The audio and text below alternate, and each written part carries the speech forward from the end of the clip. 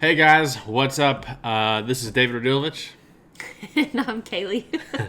just in case you forgot from last time. Yeah. And we just got done wrapping up a live episode on our YouTube channel that was really cool. We went into depth on analyzing some of your own shooting videos that you submitted to us. So after you're done listening to this, go over to the YouTube channel and check that out. On top of that, this is our third part of the mental game series. Trace.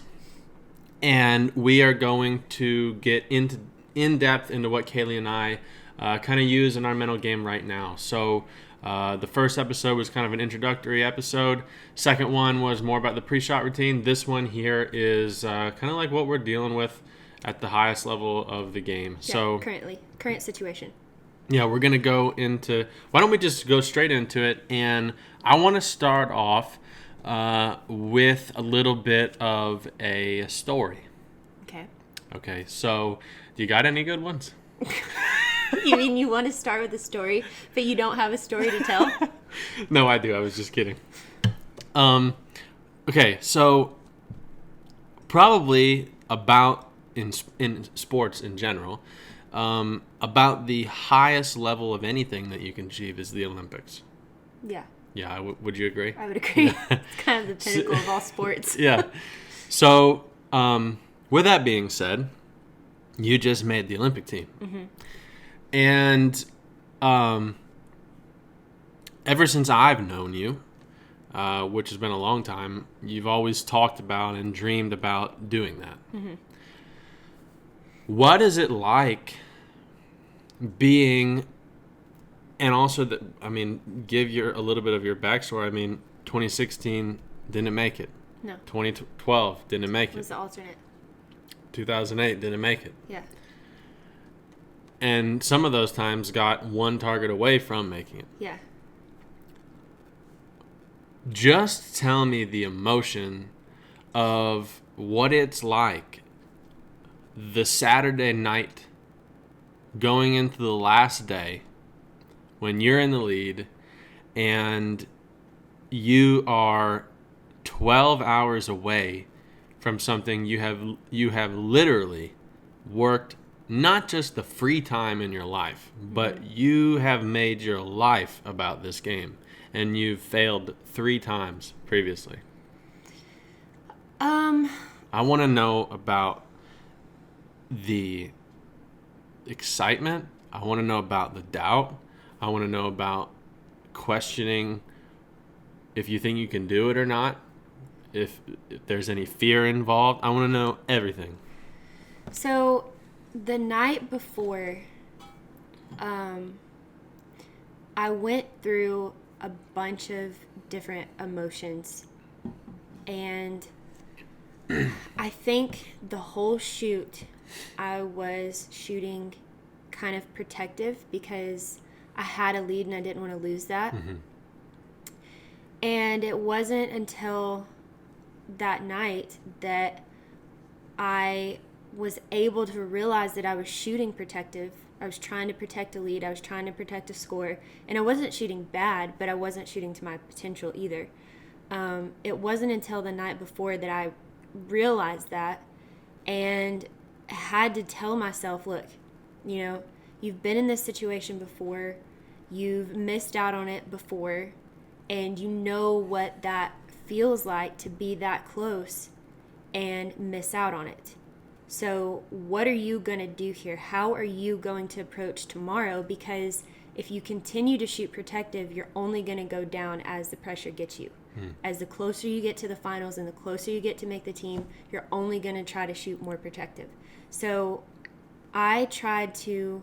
So the closer... It's almost counterintuitive because the closer that you get to the thing that you want, you get more scared of it. The further away from doing the right thing that you do. Yeah. Yeah.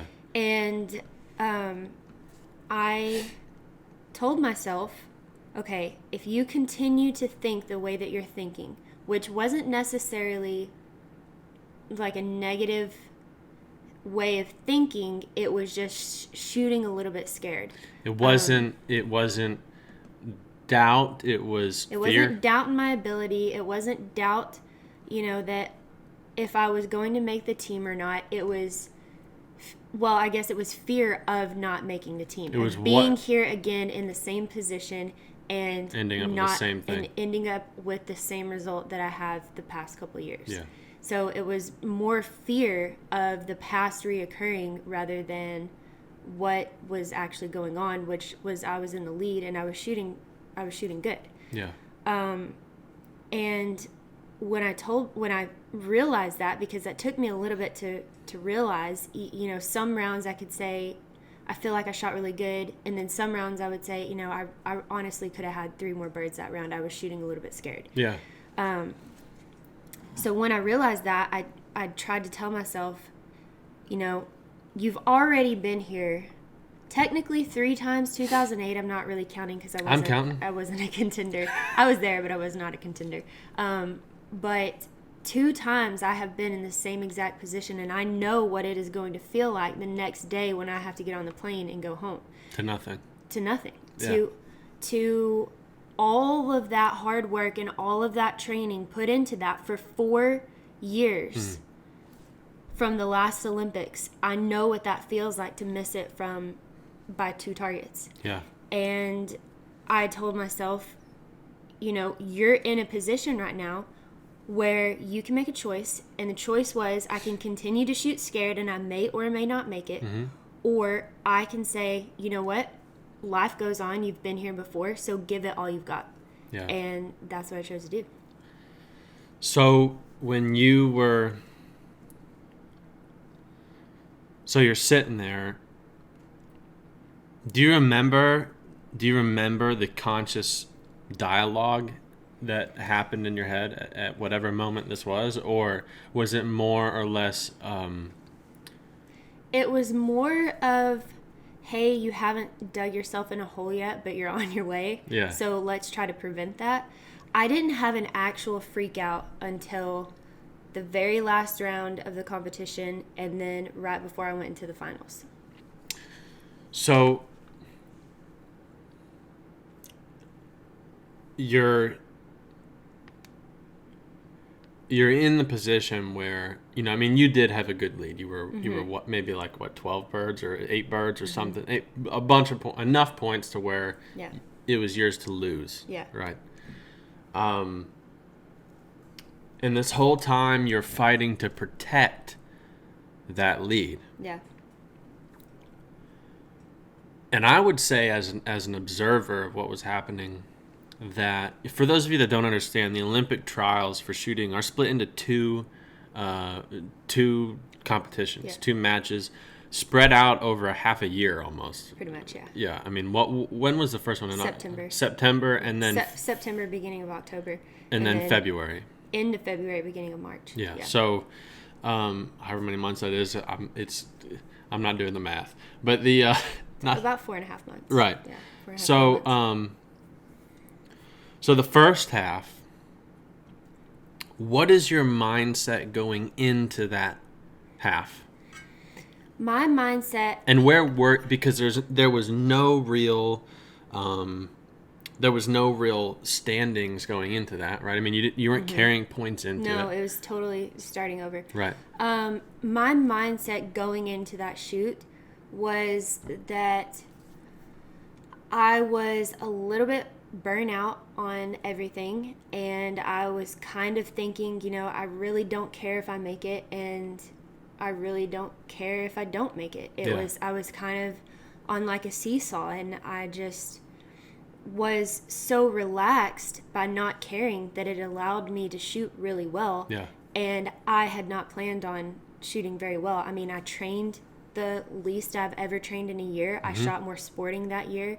I did things that made me enjoy the sport again, because at that time I was traveling a lot, or I was having to travel a lot, and I had been having to travel a lot, and things weren't playing out how I wanted them to play out in my personal life and in shooting and some other aspects. So I was kind of just burnt out on the whole thing, and I was able to finish that shoot and have a 6 bird lead over third. So you go into the match like that. Just not caring. Right. I mean, I literally could have shot 12s the whole match and not cared. Right. And just been like, on to the next thing. But as you're going through the match, because the match is 10 rounds. Yeah.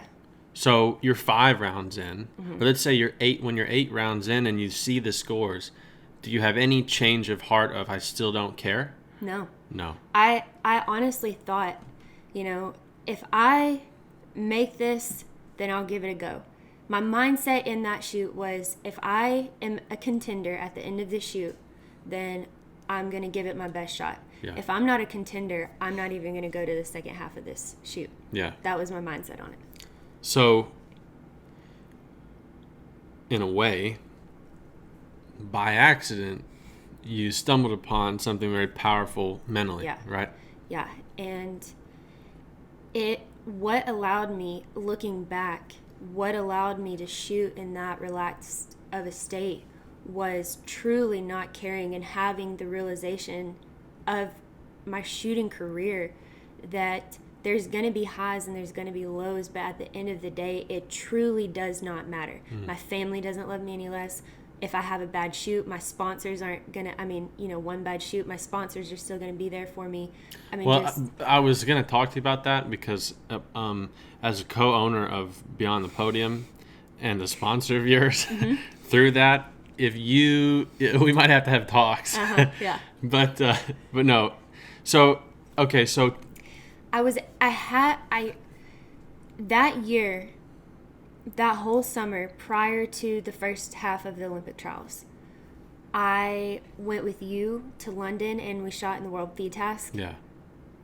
The quad before that, if you would have asked me to go to a sporting shoot even 2 years from the Olympic trials, I would have laughed in your face. I would I did and you did. I would have not even considered it. I mean, that would not have even been an option for me because I was so consumed with what I thought I had to do to make everything right rather than evolving what I needed to do to make it right. I mean, you would probably agree with the fact that based off of your previous years of your studying of your routine and understanding of sports psychology, this may be that the stuff that you did or the routines that you had, or both in the match and prior to leading up into the match, going into Kerrville, which is the first half of the Olympic trials, was not ideal, right? No, Right. No, if you were to compare my training and my mindset going into that match to probably all of my competitors, it on paper, you would have been like, there's no way that she's going to do any good. And I even had fellow competitors be like, I don't think she's going to do good at all. She's been going to sporting clay shoots. She's been consumed with other things. She's not in it at all. And I'm at a point in my career that it no longer requires me to be that, what's the right word for it? That's mental about it, and I mean mental as in technical about everything that I do. If I don't put the right pairs of shoes on that day, am I going to shoot bad? I used to think so, but now I'm like, I don't care, I'll shoot in flip-flops. I'm back to the basics, which has allowed me to ultimately shoot a lot more towards my potential than I ever have. And it's honestly kind of an icebreaker, because for years I shot with so much tension and so much fear periodically throughout my career that when I look back, I'm like, wow, I wish I could have had this realization a long time ago. So after Kerrville, you end up 6 points over not making the team. 6 points in the lead from making the team, Right. And you got 4.5 months to sit on that before you can shoot the second half. Were you able to go into that second half in the same state mentally as the first? No, I wasn't. Why? I was, but I wasn't. So after I got the lead and I sat on it for a little bit, I tried to recreate some of the things that I did that allowed me to be in that state the first time. So if I wanted to go train, I went and trained. If I wanted to go, it was during hunting season, so if I wanted to go hunting, I went hunting. I didn't make it to where I made every training opportunity and every day that I trained valuable. I didn't go out there just because I thought I had to go out there. I went out there with a purpose. And I kind of evolved my training on that, and that made me feel a lot more prepared going into the second half, versus like what I did on the first half, which was, I don't really know what I did. I was just kind of like in a lull, I guess. But going into the second half, I did things that made me feel more confident. And if that was hunting that day, that was hunting that day. Or if it was shooting that day or training that day, it was training that day. If it was working out that day, it was working out that day. I was trying to evolve everything that I could to fit into keeping me as relaxed as possible. So you finish that first half and you say, whoa, I'm in as good of a position as I can be in. So I need to do things to maintain that level of confidence or that feeling of relaxation and nonchalantness, if that's a phrase, to go into the second half, because I need to maintain this. Well, yes and no. The way I prepared for the second half of the match was like I had not even shot the first match. So I didn't look at the match as a continuation from the fall. I tried to look at it as its own separate match, that there was no pressure on this match, that it was just another match, just another day in the office. I didn't try to look at it holistically, because if I did, then that's when it was really easy to kind of get into like daydreaming of what might happen or what could happen, or so I tried my best not to allow myself to go in that spot. I treated the second half of the shoot like it was just totally a clean slate, a new shoot. And yes, I battled trying to keep the lead, because obviously I know the scores, and that's really a hard position to be in once you get there. But I think overall, even I've looked back at that shoot 1,000 times, even overall, I think I handled it pretty well, and would not have been able to handle it as well as I did if I had not been in previous experiences like that. Like, I've been in that same position 2 times, 3 times, but 2 times realistically. Yeah. So, but do you if you had to pick a state of mind to go into the Olympics now, would you pick the one that you went into the second half of the shoot with, or the first half?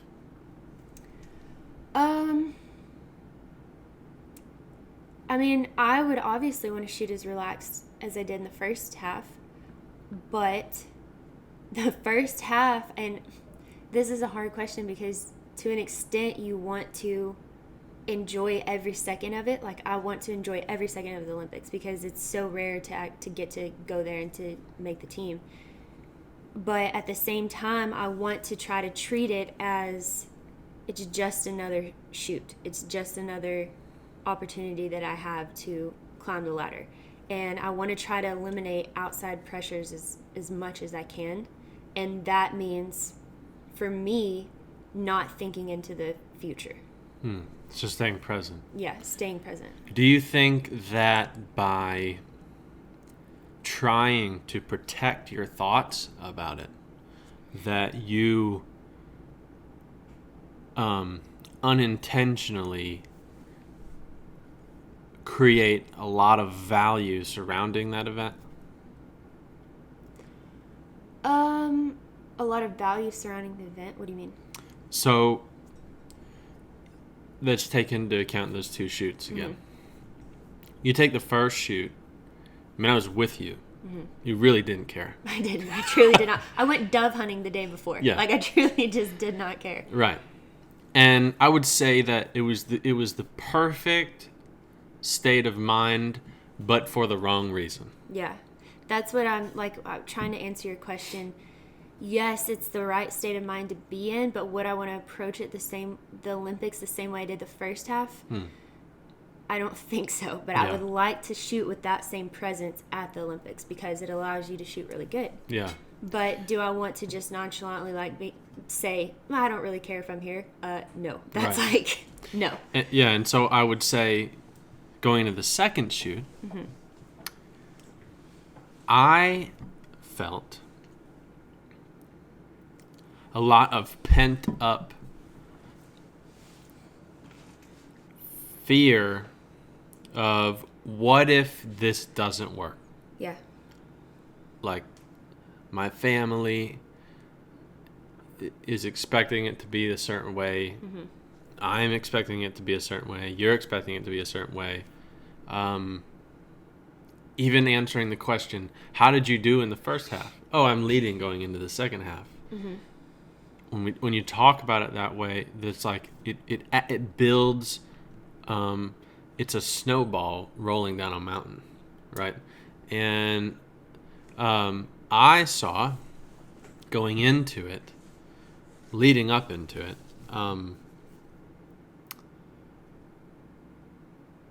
the right reason, but the wrong mindset. Leading up to the second shoot? Yeah. The opposite of the first. Leading up into it, not in it. And I say that because there were times where I could see in the match, in between the match, not shooting.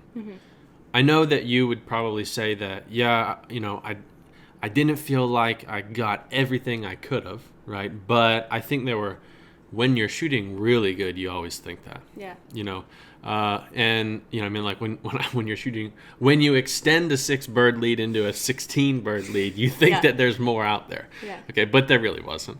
But in between rounds, a very human side comes out, where when you're as good of a competitor as you are, when you get out on to compete, you can shut that human side off. Yeah. And you at least understand the fact that, think back to, this is getting more personal, but think back to our conversations in between rounds where, and I'm not singling you out because trust me, I have them too. And we've had them with me. Everybody does as competitors. And that's what I'm getting at, is that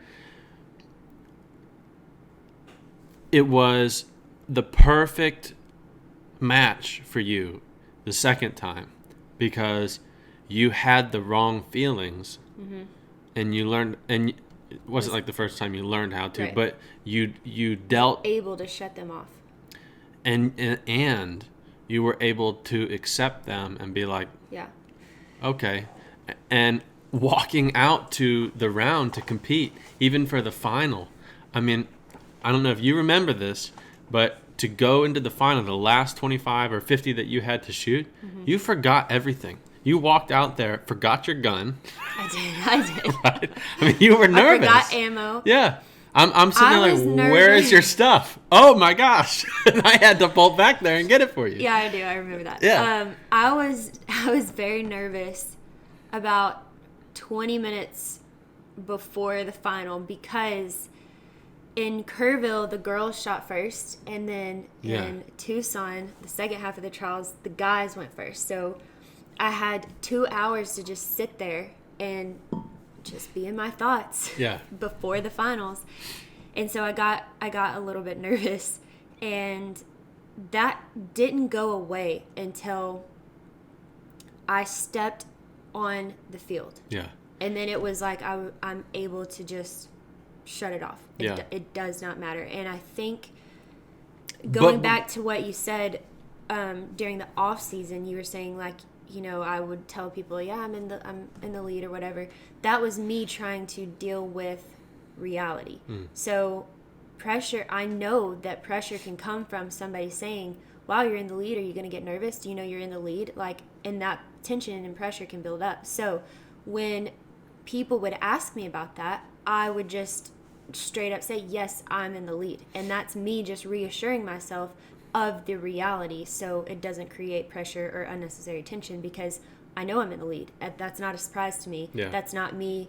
I'm not going to be shocked by anything that's going to come from score wise when I go into the shoot. I know what's happening. I know if the way I approach that, I mean, I know if my competitor missed 2, then I was 8 ahead if I was straighting it. Like, I was fully aware of all that. Was I paying attention to that? No, but I was fully aware of it. So if someone came up to me and said, hey, so-and-so dropped 3 or you dropped 3 and so ran it, and that would instantly, if I didn't know that would instantly put the thought in, okay, well, now I'm only 3 ahead, or I'm only this, or I need to do this. And those are the thoughts you want to avoid. And so by facing reality as it is and as it comes, it's just less of a surprise to you.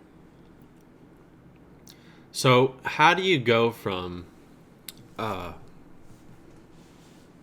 being an 18-year-old you and being in that, or how old were you in 2012? 19. 19-year-old you. Mm-hmm. And being in that situation, and I mean, I wasn't there with you physically at that point, but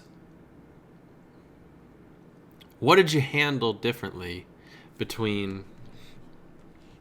What I'm trying to ask you is how does somebody, and don't just answer this off the bat, because I think that we have not talked about it. I was going to ask you this question, and so if you need to, surprise questions. Yeah, if you need to think about it, because I think, at least for me, a lot of the type of stuff that we do as competitors is more innate and less planned. Mm-hmm. So think about it. How do you go from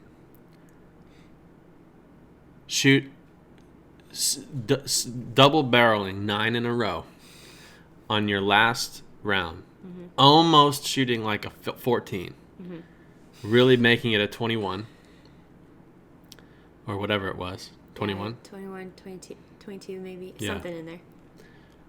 The worst round of the match, that of all 20 rounds that you had, was that round. Yeah. Okay, in terms of how you could have perceived it to be. Yeah. Then to being stuck for 2 hours, having to sit on that and think about it, and be 2 boxes of shells away from making the Olympic team. And then going out, forgetting my gun. Forgetting your gun, and shooting probably the most pure and a beautiful round of shooting that I've ever seen. What do you do in that 2-hour stretch of period where you are halfway off a cliff from failing another time and being able to say, I don't want to do this anymore? I mean, if I go back to thinking about that moment and coming off that, what could have been that terrible of a round, but somehow I salvaged it. If I go back and try to think about that moment, I remember like pacing and being nervous, and not nervous as in I couldn't do it, but nervous as in, what if this doesn't play out the way I want it to play out? And I don't remember my exact thoughts that I had, but I do remember consciously trying to, anytime that I noticed a thought coming in, like thinking into the future, like, what if you miss the first target? You're the first one to start this round off, the final off. What if you're the first one to miss? I remember having that thought. And I also remember stopping that thought and saying, okay, that could happen, but what if it does happen? How are you going to handle that? Well, it doesn't matter. It truly does not matter if you miss the first one, because, I mean, what are you going to do on your next shot? You're just going to go right back to what you know works and what works for you. That's your pre-shot routine, and that's your technique, and that's how you shoot. And so anytime I had a thought that would come in, I just tried to recognize it and then say, does this thought have a benefit to me, or is it going to cause me to get nervous and to add pressure on myself? So I literally spent 2 hours watching the guys shoot, and I was trying to take mental notes of the targets that they were shooting. Like, if there was a hard ride on Station 4, I would try to remember that target that was on Station 4 and try to picture myself and visualize myself making that move to that target and visualize that target breaking. So I tried to redirect my thoughts to something that was a benefit to me, and that's how I truly think that's how I was able to step up to the line and shoot as good as I shot, because I had just shot all of those targets watching the guys. I mean, I literally just walked up and it was time to go. I'd just done that mentally. Yeah. So I don't remember the exact thoughts that I had, all of the exact thoughts. I do remember that I was nervous, but I remember trying to redirect my thoughts into something that that would play into a benefit to me. If I was going to have, if my mind was going to be racing on something, I wanted it to be something that was going to be a benefit. When you got bad thoughts or fear-based thoughts, did you run away from them and try to? No, I mean, I didn't have. When I got them, it was kind of the start of them. So it was a lot easier for me to just say, yep, I don't want to go that way, so let me do something else. It was more of a conscious thought to redirect my mind.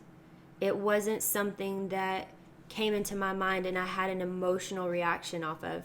It was a thought that started to come into my mind that if I would have sat there and pondered on it, that I probably would have had an emotional reaction from, and then had a physical reaction from it, and then shot very tense.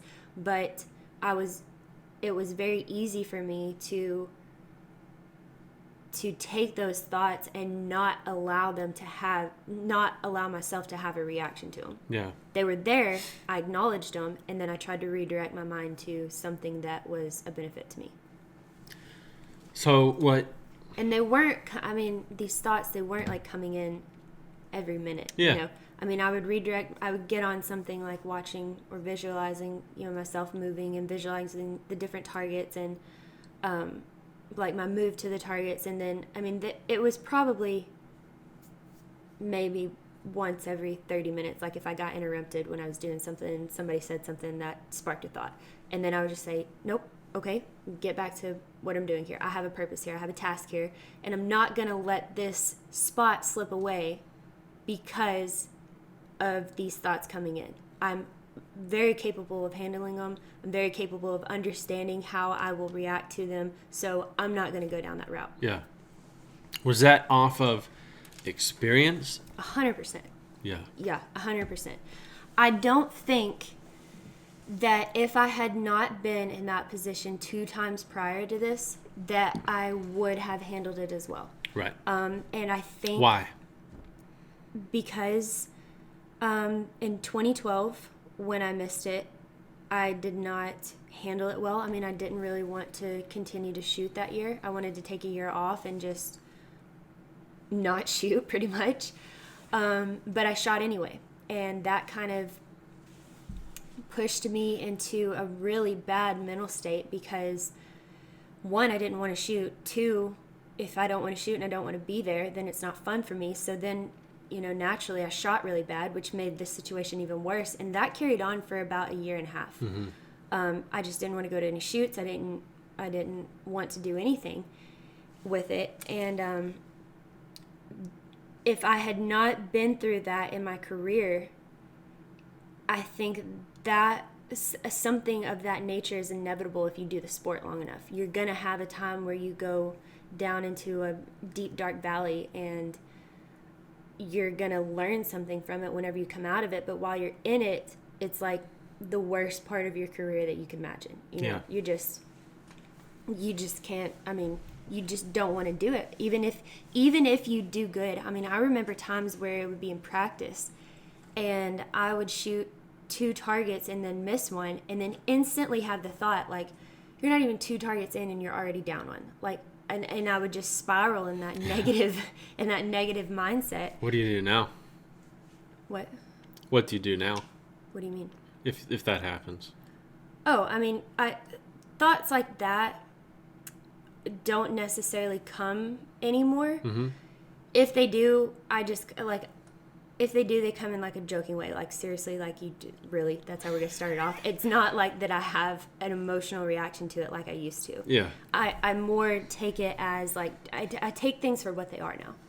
Rather than, if something doesn't happen the way that I foresee it's supposed to happen, I don't get upset about that. I don't, I don't throw a fit. Not that I ever threw a fit, but, like, I'm not going to throw a fit and just, think that the world is ending if it doesn't play out how I think it should play out. Right. Now I just take it for what it is. If it didn't happen, it didn't happen. If it happens, it happens. Yeah. I'm much more in a present mindset than I used to be. Do you think that? How do you build up? Because what you're talking about is an extreme level of like your own emotional intelligence. Mm-hmm. You're it's talking an extreme amount of control that you have over your own emotions now. And it's a really high level of not just of your emotions, but it's like an external awareness of your conscious. Yeah. Conscience? What is the word? Don't ask me. Conscious. Conscience. Conscious or conscience? Conscience. Whatever it is, you guys let us know in the comments. But that's what it is. And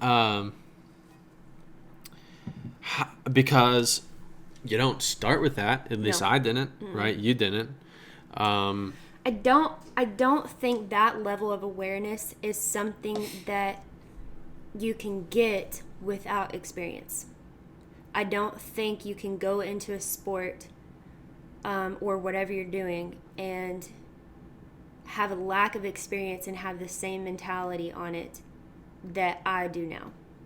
Yeah, because I think that a lot of the scenarios that you put yourself in over the years give you... Here's the thing, though. That amount of experience can come in so many different varying amounts of time. Yeah. Like, if from the beginning you can get somebody, not to... Two people that I think are really good at this, that I'm teaching with right now are... Just me and you. Yeah. But that's... well, I don't want to name names. But there's some of my platinum students. Mm-hmm. The guy that we spend a lot of time with, and the guy that I'm on the phone with a lot. Okay. Okay. So,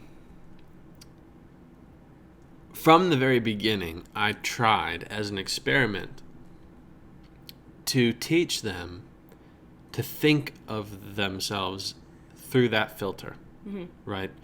And I tried with those two guys because I could feel right off the bat that that they had a good level of self-awareness, and they had a good level of conscious control. Okay. And so without much experience in the game, I can see that where it's not the level at which we get after 2 decades. Right. But it's come very fast for them. And yeah, and I think that also comes with their age. Yes. And that both of them have had successful businesses. Yeah. So they've encountered things. And what a point I was going to make a while ago was, you can't get the same exact experiences or instances or situations that present themselves outside of shooting that you might have to deal with. But one thing that I have noticed just over the years is, whenever I first started shooting and working on my mental game, the problems that I faced that were just detrimental to me were worrying about if I missed, or if I had missed 3 in a row, oh my gosh, I don't want to miss anymore. Little things. Yeah. Or if I had a really good round going, or a really good match going, and then just all of a sudden out of nowhere, it just, I just lost it. And then I would just be so upset, because I'd be like, what happened? I don't understand what happened. Why did that just come out of nowhere? And but looking back now, obviously it didn't just come out of nowhere. Yeah. So looking back, as my career progressed, my worries and my fears came from further and further and further outside of the sport. Mm-hmm. So I was able to deal with misses, and I would get really good at that, not having like misses affect me anymore. But then maybe somebody said something mean to me, or somebody did something in my personal life happened, and then I was dealing with that for a year, and just the more I was in the sport, and the more situations I dealt with just in the sport and outside of the sport personally, the better I was able to apply what I had learned mentality wise to every situation that I was in. Like 2 years ago, I went through some really personal hard times, and that was probably one of the best years I've had shooting. And do you think that that's the case because it's an escape for you, or mentally, a break, or do you think that it's the case because why do you think that? I truly don't know the answer to that. Because I wasn't necessarily in a mindset where I was thankful to be leaving again, like having to travel again and go overseas and you were and not compete. No, I mean I didn't dread it, but it was kind of like, this is not helping what I'm going through right now. Yeah, I have to do it, but this is not helping my situation right now. And so I wouldn't say that it was an escape for me necessarily at first. I think it was almost like so much was going on within a short period of time that it was just, I honestly used it as a time to try to grow from it and learn what I could from it. And I tried to not carry over those emotions into shooting, because in reality, what does that have to do with shooting? Well, nothing. That has nothing to do with that. So therefore, I should not let it affect my performance. And I think by going through some of that stuff, you start to realize how in control you can be over your thoughts and your reactions to them, and how it physically affects you. Yeah. I was just about to say that, like, it's by trying to do something not relating to shooting, you were learning the skills involved. Yeah, I was able to apply what I had learned in shooting in my personal life. And like your students, somebody that is a little bit older and maybe had some success in other things, or just experiences in different avenues, no, they might not necessarily have the most experience in shooting, but their mental maturity is there enough to where a situation can present itself and them not totally freak out about it. You know, they have the capability to learn it probably quicker than if you were to throw a 10-year-old kid into that situation. Right. Just from experience. No matter what that experience is in, they have experience in it. Yeah.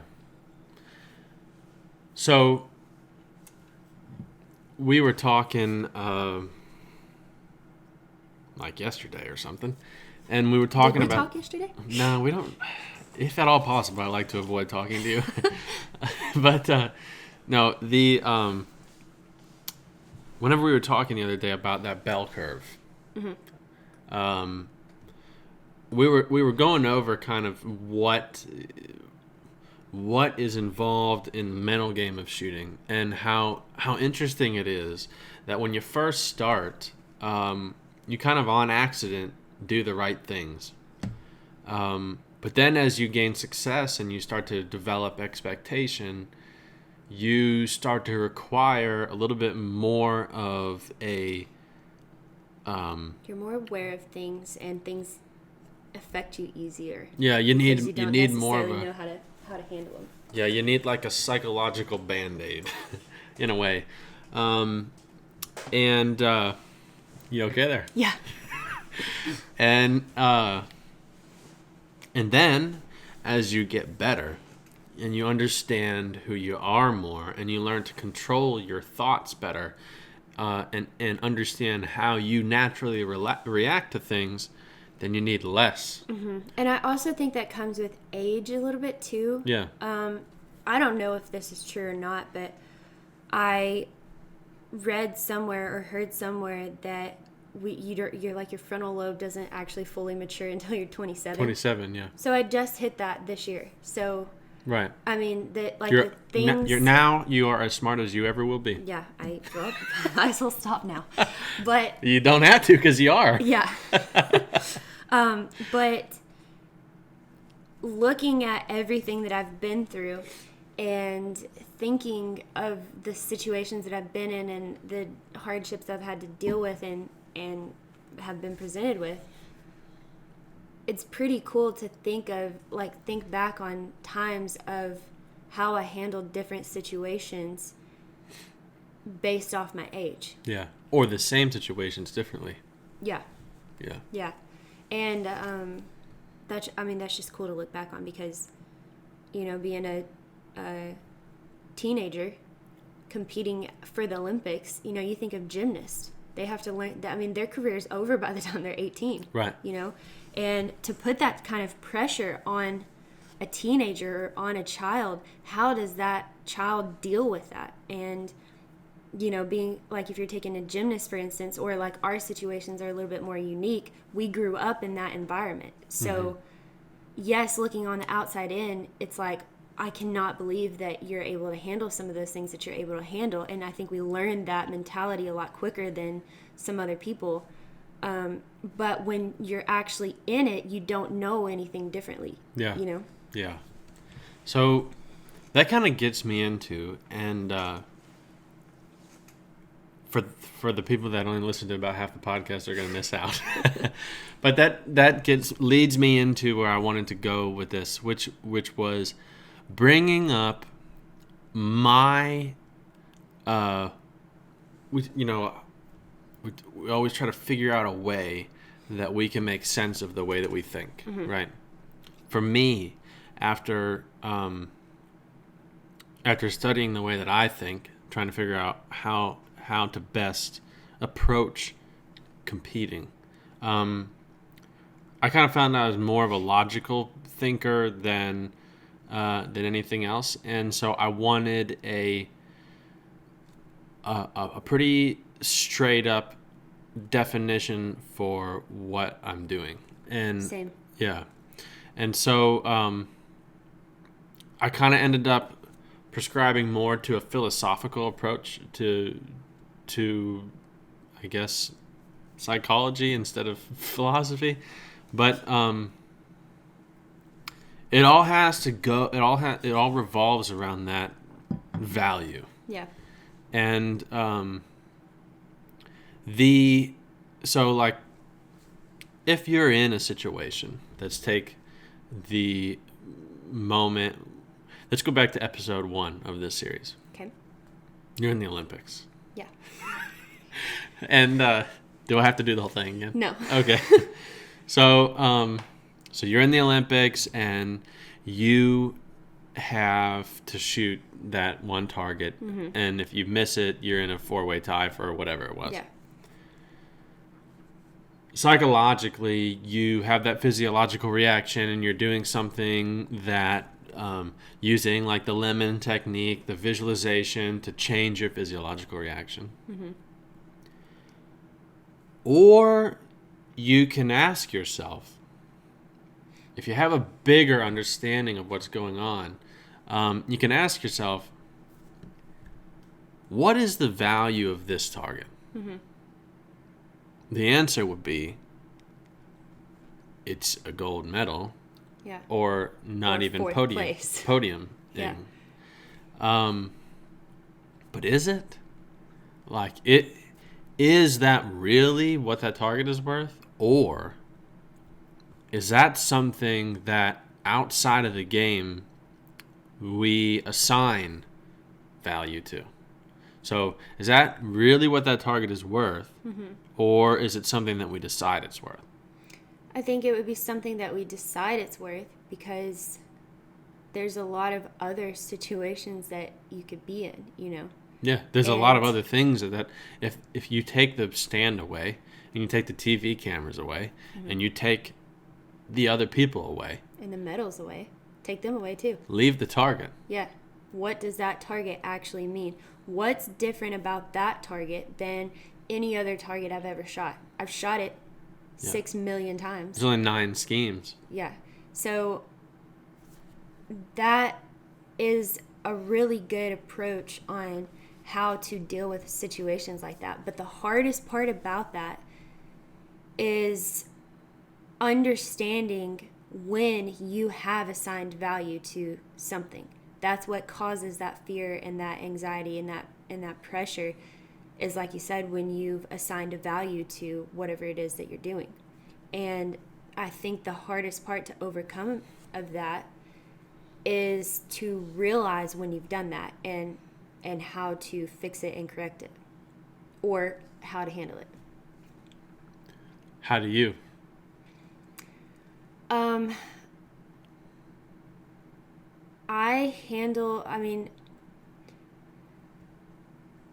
Presence.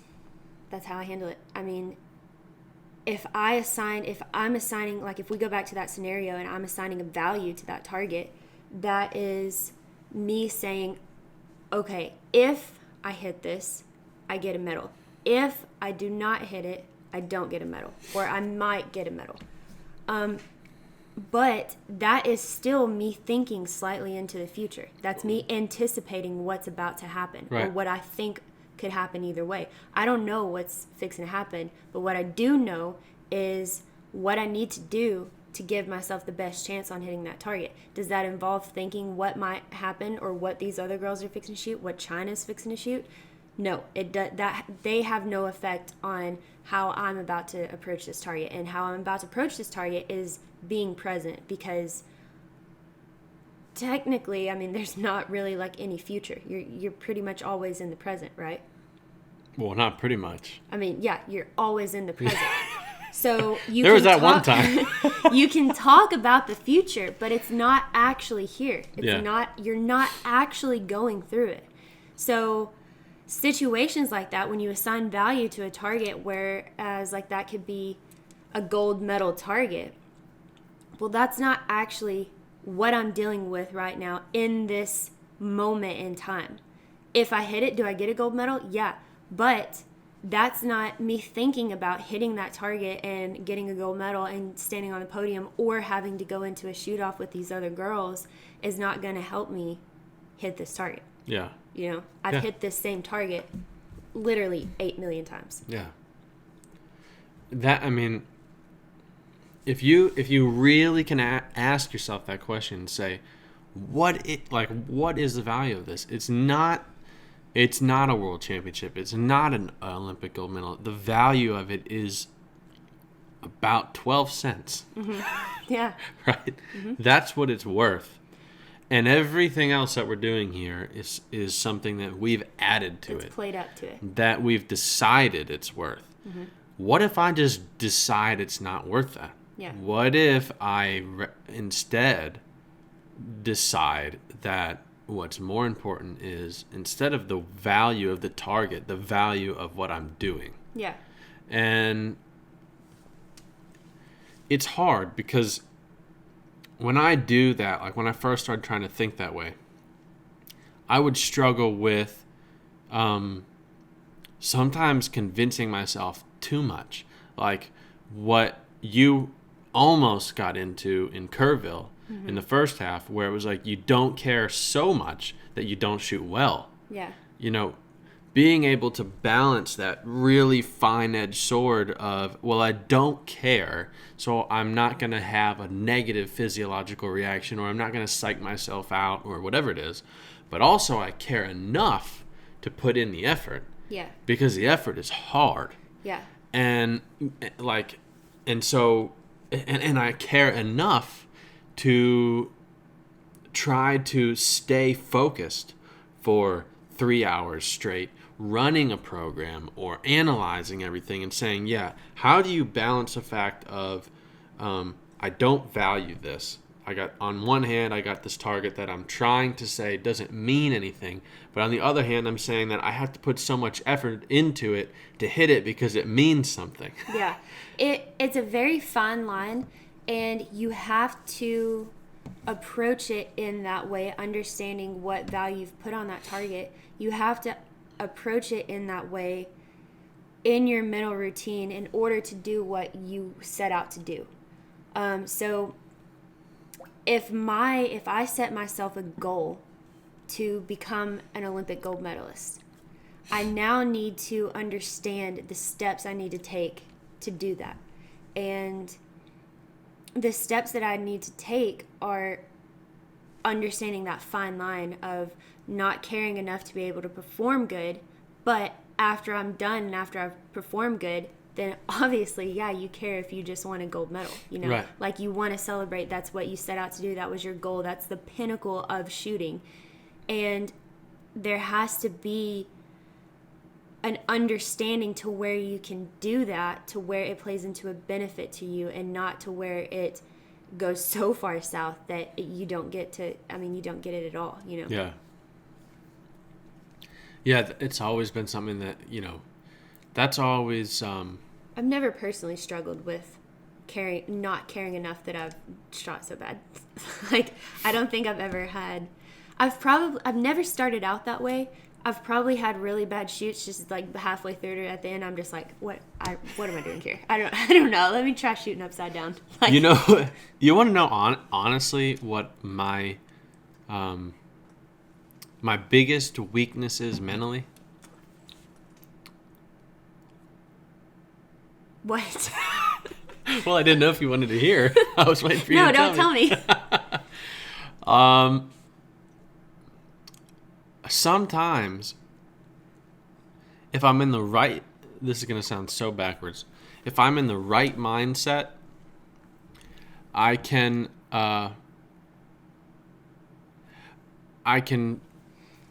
care so little about winning that I'm terrible, but I have a lot of fun. Yeah. And I don't mean like going out and partying. Yeah. I mean like... What do you think causes that? Just like burnout, or what? No, it's the complete opposite. Like you love it so much that you're shooting terrible? Literally. It doesn't happen to me in like anything other than sporting or feed task. Mm-hmm. But Well, what else do you shoot? well, like when I shoot other games, but and that's why, like in 2010, I tried to shoot bunker. Mm-hmm. And I like bunker. It's really fun. And at the time, I wasn't in the mindset of understanding the complexity and the fun and the challenge of learning something. Yeah. So 10 years ago when I tried that, all I cared about was the result. If you were good or not. Yeah. And so when I did it, I was like, yeah, I mean, I can be good, but it's not fun doing it. Yeah. Now when I try bunker, it's like what I find enjoyment in is the fact that so much of the mechanical and mental and visual stuff is different. So I'm learning again. It's a challenge for you. Yeah. And that's really fun to me. But in my game, I'm not in that learning phase anymore. Yeah. And I'm in the phase of learning me, not it. And so I can literally go and shoot and just... I mean, like in England when we were shooting, or at Cross Creek, you know. I was literally having so much fun. I could care less. You shot 100 straight at Cross Creek. Well, yeah, but but I could have also shot a 75. Yeah, so you were in the state of that you didn't care how you shot. You were just having fun, whether it was I mean, a good if you result or it didn't was a bet bad me, result. if you didn't bet me, what are you doing? You were moving my chair. You're like moving everything You over were here. moving my chair. I'm gonna end up off the camera. Maybe that's what I was trying to get. Listen, we all know they all come to look at you, not me. But anyways, at Cross Creek, I shot 100 straight.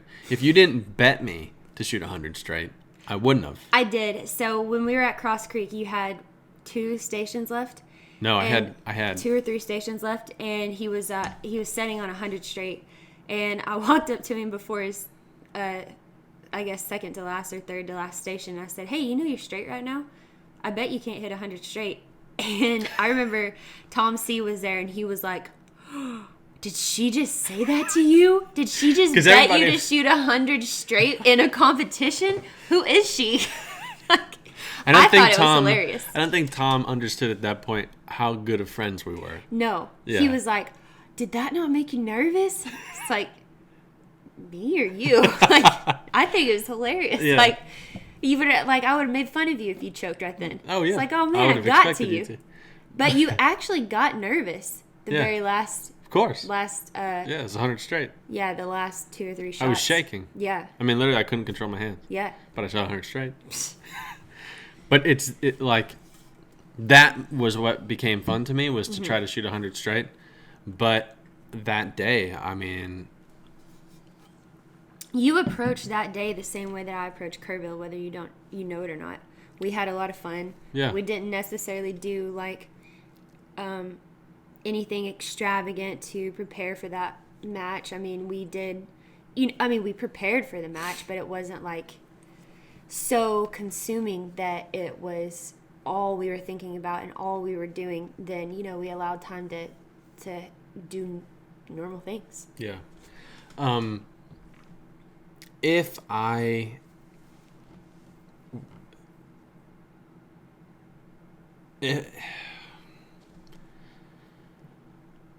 going into kind of like the turning point for me, understanding how I work, was going into I mean, it's so cliche to say, well, when I realized how my mind worked was when I won the biggest tournament of my career. But it's not because of the tournament or the title. It was because of what happened. What happened? And it was so similar to what happened to you in Kerrville. Really? Yeah. It was the year was 2017. But no, it says 3 years ago. And it was a world championship in Budapest. And my teaching schedule was so crazy that I thought I wasn't going to be able to make it. And I was planning on not making it. And then I literally forgot that I was on Team USA. So I was like, I'm not going to go. I don't need to go. I'd rather, go and spend $10,000 or stay and make $10,000 is a lot better. Yeah. I'd rather stay and teach. Yeah. So I was just working. And then finally I got a call like, you haven't booked your flight yet. The tournament's in a week or 2 weeks or something. And I was like, well, I don't really plan on going. Like, well, you signed the contract, you were going to go. It's like, oh, yeah. Whoops. And so I called my friend Judy and had her book me a flight, had her get me a hotel, literally a week or two before this tournament. And I show up like so unprepared. I hadn't touched my gun in a month. Yeah. And I literally just said, well, this is a cool place. I'm not ready. I don't care. This is 2 or 3 hours away from where my family is from. The food is like the food. I remember going to the club the first day, and going to the food vendor, and it was like all the food that my grandmother makes. Yeah. When I was a little kid. Oh, this is like home cooking. It was amazing. I mean, like a bunch of Serbian type food, and and it was just cool to be there. Yeah. And the terrain was cool, and there were these amazing towers. So the first day I show up, I was a minute away from missing my first rotation. I mean, like, my bus was the last. My squad was already on the thing. Did you forget your gun? I didn't do that. I've never done that. It's your one up on me. Yeah. So I shoot the first round. Guy in my squad shoots 25. I shoot a 24. Go to shoot my second round. That same guy shoots another 25. I shoot another 24. So I'm with a guy that's 50 straight for the first day. Mm-hmm. And I shot a 48. I never shot better than a 48 before in a world feed test for the first day. So I'm in a good position. But I'm like, I just watched a dude shoot 50 straight. And so, like, I'm not shooting that good, Yeah. you know? And so I look at the scores. I'm like 6th or 7th place. Going to the second day. Finish the first day. End up talking to Zach Kienbaum at the tent. And he goes, dude, there's a parkour out there where every shot is coming off of a 180-foot tower. Like, everyone. Yeah. And everybody, he's like, if you come out of there over a 17 out of 25, you had a good day. Wow. And, everybody was talking about this parkour. A lot of people are afraid of it, right? Yeah. I'm sitting there like, oh my gosh, I cannot wait to see this, and I couldn't, I didn't care if I shot a 17. Yeah. I was like, I just want to see this. This sounds amazing. I Yeah. love towers. So I was excited to shoot this. So I go in the morning and I shoot the game board parkour, shot 25, go to that parkour with all the towers, and I'm in the middle of the round and I'm taking pictures, taking videos, and out of the pure joy of what I was shooting, I shot a 23. And the guy that shot a 50 straight the first day shot 25 in the morning, so he's 75 straight, then 21. So I'm like, wow, I'm tied with this guy, and he became a good friend. He's a really nice guy. So I'm like, well, that was a good day. So I go back and I look at the scores, and now I'm tied for the lead halfway through World Championship. And I start to think, well, this isn't going as planned. Yeah. It was like accidental. Yeah, like, well, success. I wasn't expecting this. Yeah. But it doesn't matter. I was like, it's not going to end that way, and I don't really care if it does. Go to shoot the third day, and I don't remember what I shot that day. I think I shot 47. No, I shot 49. 24, 25. And that was a different day, because that was when perspective changed, where people started to expect, like, literally come up and say, you're going to win. Yeah. And I was like, yeah, but it's not over yet, and I shot early in the morning, so I go to eat dinner, sitting looking at the scores, refresh them at dinner, and now I'm 2 birds up. And now my perspective changed, where I'm thinking, kind of like what you were thinking, what if now I could actually win this? Yeah, now. and but also I'm 50 targets away, and I'm winning. Mm-hmm. What if I don't? Yeah. And because you work your whole life to get there, and I'm that far away, which is nothing, and I could mess it up. Easy. Yeah. You could go out and shoot a 19 and you're totally out of it. Done. Yep. But it was a weird thing where I was truly, for the first time ever, truly able to say, yeah, I'm the closest I've ever been to the one thing I wanted the most, but at the same time, I'm okay with not getting it. Yeah. Why do you think you were okay with not getting it? I think it was 2 things. The first one being that I had never in my life, I'd won, at the time, I'd won 2 U.S. Opens, come second place in 2, won a bunch of other majors, it wasn't like I'd never experienced success before. Mm-hmm. It wasn't like I never shot good before. I shot really well in the PSCA, but I never shot like this. Yeah. I mean, it was it was like you tapped into something that I never you've had. always known you could do. Yeah. It's super hard to tap into that and shoot it consistently. Yeah, it was like I'd shot really good before. In fact, maybe been times, probably the year before that at the US Open, I would say that I shot better. Mm-hmm. But I would never say that it was as easy to shoot as good as it was then. Yeah. And I don't even mean mentally. I mean like how good my eyes were working and how good I felt physically and everything was easy. Yeah. And that wake-up call of, well, this is different. I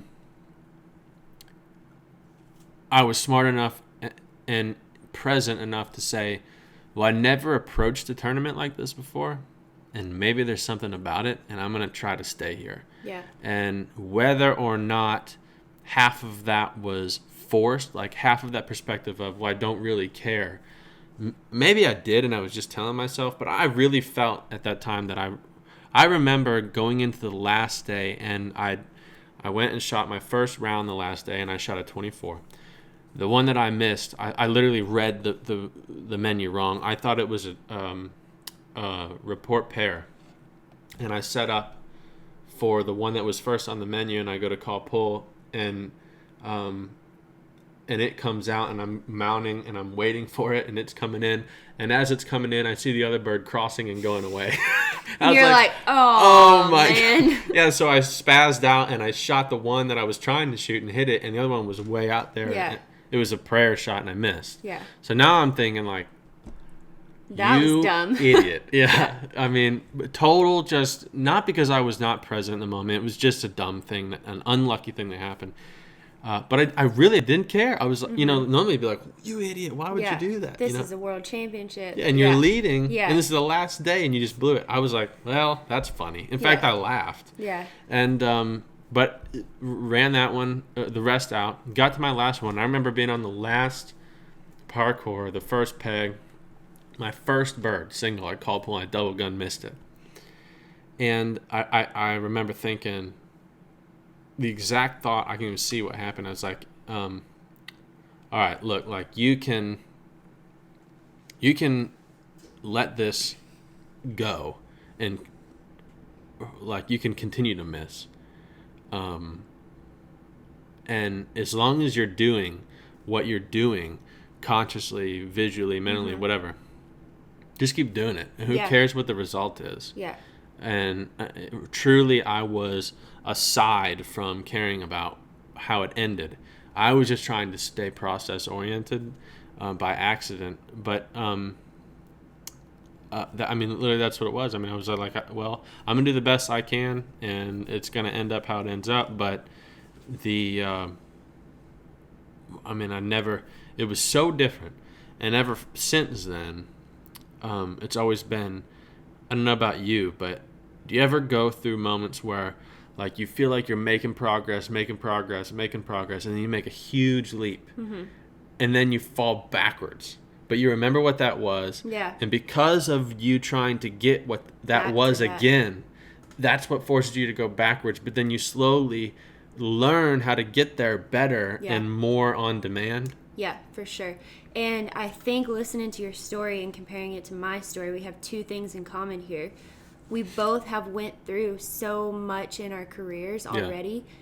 Yeah. And what we went back to, both of us, what we went back to in order to get to that quote-unquote zone or that pinnacle of our shooting and kind of tap into it when we want to turn it on, is we're both going back to the basics.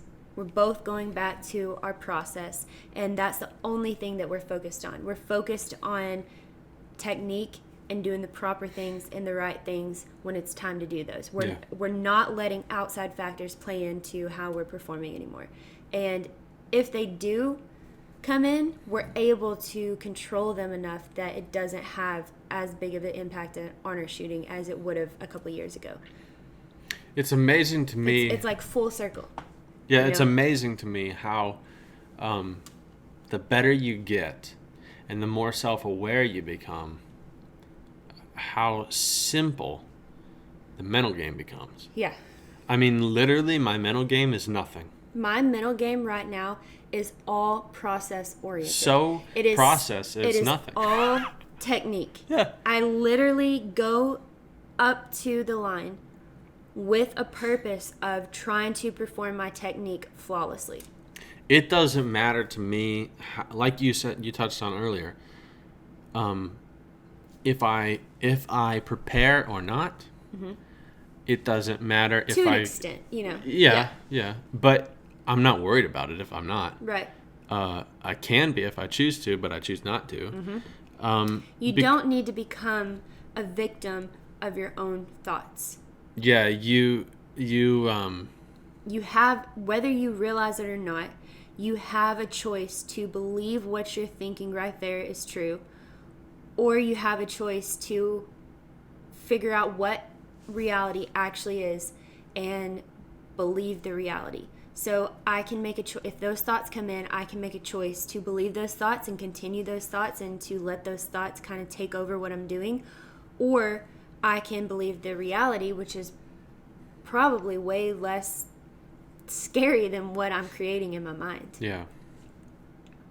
Yeah, I mean, everything that I would consider to be so important that if it wasn't right, it was a problem, now becomes not a problem. Right. And it becomes something that that really doesn't bother me. Yeah. And I can go in, regardless of the circumstance or the situation around me, and say, I'm going to focus on what I do. I'm going to do the research and the planning that I know to make the best choice throughout the round every time.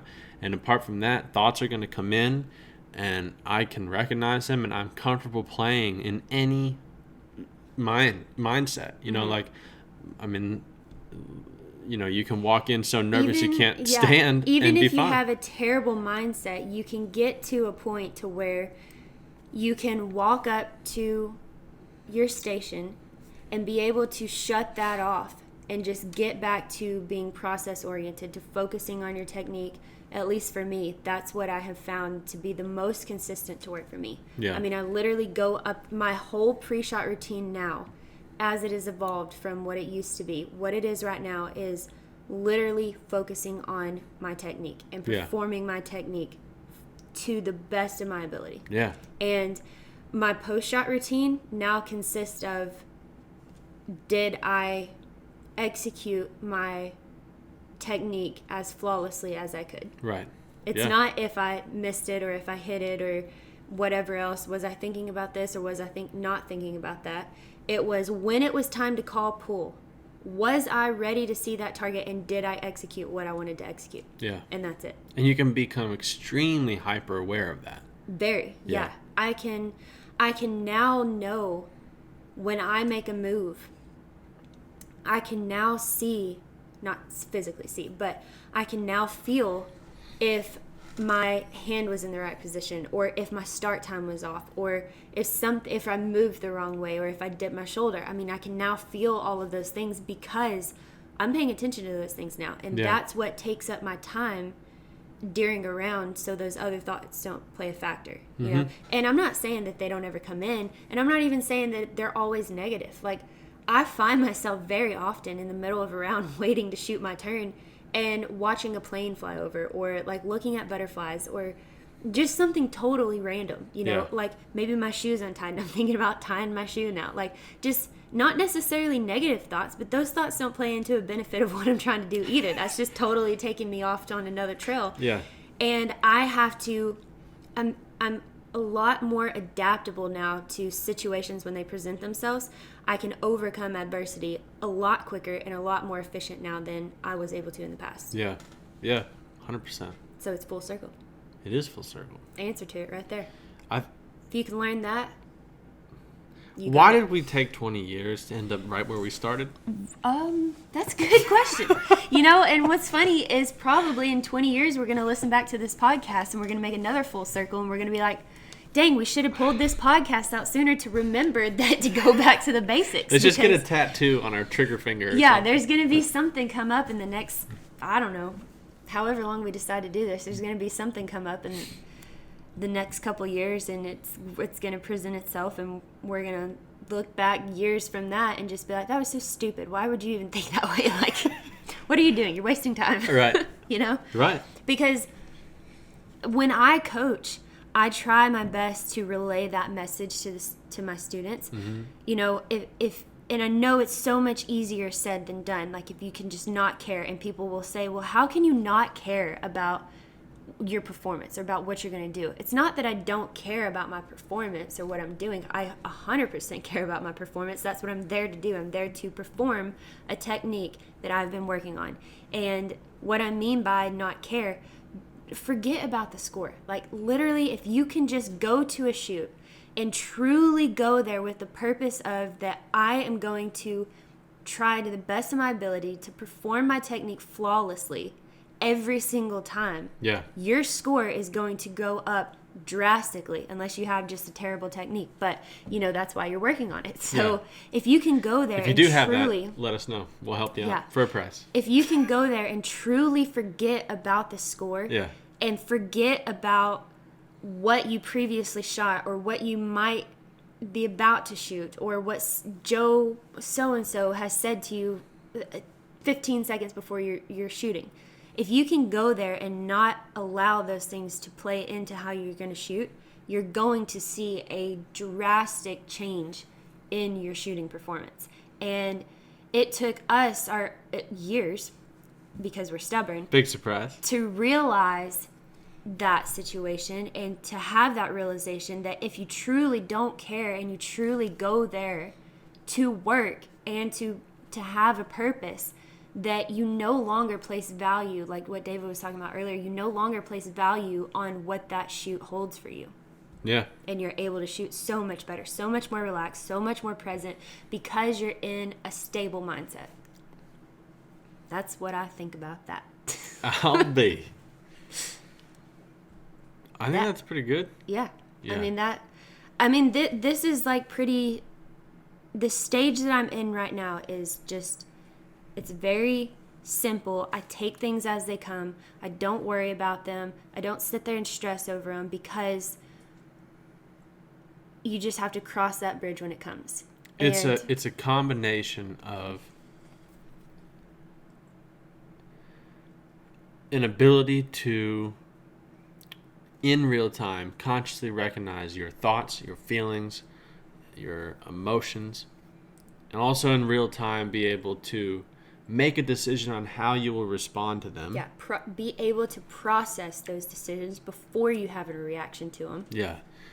And also an ability to predict and understand that whatever the situation you're getting into, you understand how you will react to it and can expect it, and therefore you don't have that negative response to when it comes. Mm-hmm. And in fact, you get to the point where, for me, it's a problem if I'm not nervous.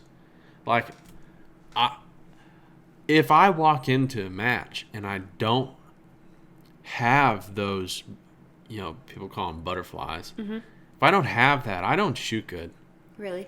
Yeah, and it becomes kind of a problem where I don't really like to shoot tournaments that I don't care about because I can't shoot good in them. And it's like that level of physiological response helps me get to where I need to be. Yeah. And I would say, like, in the past year for me, that's what I've been trying to work on the most. In fact, when I got to interview George Digweed, I asked him, I said, look, because that was at the time I thought what my biggest problem was. I was like, Mm-hmm. because sometimes I can go to a world championship and not be nervous. Really? And I was like, why I've never had a shoot that I've went to and not gotten butterflies.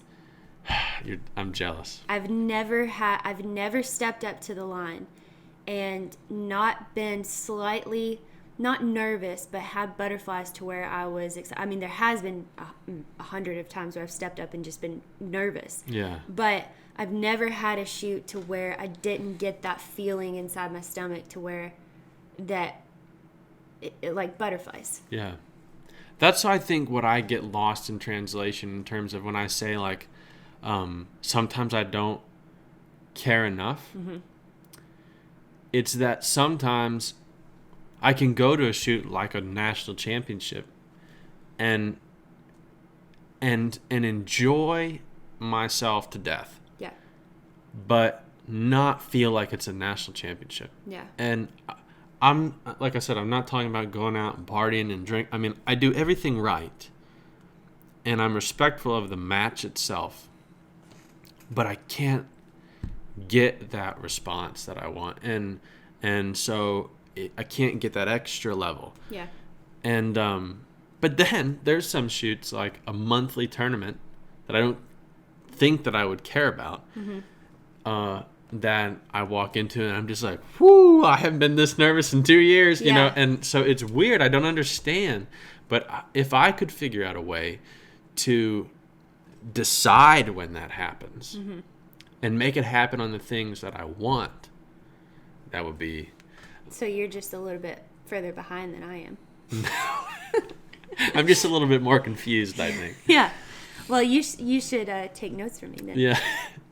Well, I think what I should do is... you need a little bit more excitement in your life. Like, you need to dabble in things that give you those excitements, like bunker, or put yourself in a position that's a little bit more challenging for you. Like, that you approach it as a challenge and not something that you're so familiar with and so comfortable with that you don't get it, like, that you're not excited about it anymore. You need to do something that, like go skydiving or something before a match. You just want to get me to That's go bad skydiving. Advice. Don't do that. But seriously, you need to, like, shoot an event that you wouldn't normally shoot. Shoot a discipline that you wouldn't normally shoot and sign up for that discipline. Like, go shoot an international skeet match, or go shoot ATA match, or come shoot a bunker match or something. Like, do something outside of what you're so familiar with that you've gotten too comfortable with it. Interesting. Mm-hmm. Put yourself out there. Put myself out there. Yep. I thought that's what we were doing with the podcast. Well, are you nervous to do the podcast? No. Well, then it's not working. Well, dang it. No, but I think what I should do is when we have our next guest on, we should ask him. Mm-hmm. Our next guest is... Wait, which guest are you talking about? Henry. Okay, yeah. Our next guest, I think, could answer a lot of those questions. Like, how do you find... what's a consistent way to be able to turn it off and turn it on when I want to? I understand how I think now, but how do I do it? How do I execute that consistently? Yeah. Even when it's not there? Yeah. That's good questions. So, cool. For those of you that don't know, I'm probably... You know what? I'm just going to put it in the intro. Okay. When you listen to this part, you'll realize what I'm talking about. But, yeah, anyways, I'm good with that. Yeah, that's full circle. That's where we're both at now. And I personally have some questions for Henry that I'm just curious about and I'm interested about, things that are going on right now that I would consider even more advanced in this stage, like, yeah. You know, that's going on. And I'm excited to talk to him about it. Yeah, we're going to have Henry Hopkin on to talk about, for those of you that don't know, because I'm not going to be able to put it a long intro, but Henry Hopkin is an amazingly smart guy, but he specializes in what we're talking about. And game. Yeah, and so he's going to be on to wrap up everything that we've talked about. He's going to be able to tell us how wrong we were in this entire process. How full of BS we are. Yeah. But we're going to pick his brain. We're going to have him tell us what we were wrong on, tell us what we were right on. We're going to ask him questions that we want to know. And maybe there's going to be some other surprises in there. If there were some better ways to handle it than how we handled it, and whatever. I'm excited. Yeah, I'm really excited. So we're going to have him on there, and we will have the link to his website in this episode and in our next episode, so you can go check him out. He has some free videos on there that will help you. And it would be a good idea to look at them before he gets on, so that there's somewhat of an understanding that you guys have as viewers and listeners to what he does. And it will just help prepare you for when we have a real expert on. So, and we also may be hooking David or I or both up to a brainwave reading machine or something, which will be interesting. So stay tuned for that. You guys don't want to know what is going on. There's not much going on up in mine. You're going to hook it up and it's going to be a flat line. Yep, it's going to be like, oh, well, no wonder she's able to shoot like that. There's nothing going on up there.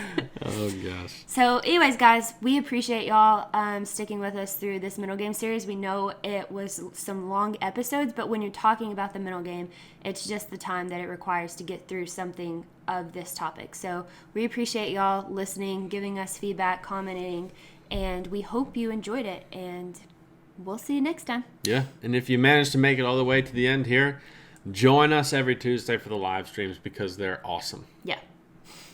Thanks, guys. Thanks, y'all.